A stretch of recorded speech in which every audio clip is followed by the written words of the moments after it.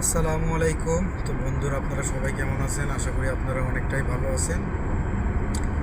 তো এই মুহূর্তে আমি আপনাদের সাথে যুক্ত হয়েছি ইউনাইটেড আরব আমিরাত থেকে, দুবাই থেকে। তো আপনারা অনেকেই জানেন না যে আমি দুবাই ট্যাক্সি কোম্পানিতে আছি। প্রায় আমার 1 বছর হয়ে গেল দুবাই ট্যাক্সি কোম্পানিতে জয়েন করা। তো আলহামদুলিল্লাহ অনেকটাই আপনাদের দোয়ায় ও আল্লাহ পাকের অশেষ মেহেরবাড়িতে ভালো আছি।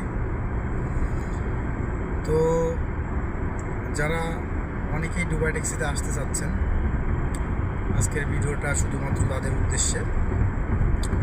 আপনারা আসেন, কোনো কথায় কান দেবেন না। কান না দিয়ে অনেকেই অনেক কথা বলবে, যে দুবাই ট্যাক্সি এই ভালো না, খারাপ, বেতন দেয় না, পাওয়া যায় না। আসলে একটা জিনিস বুঝেন আপনি তো একজন বুঝসম্পন্ন একটা মানুষ।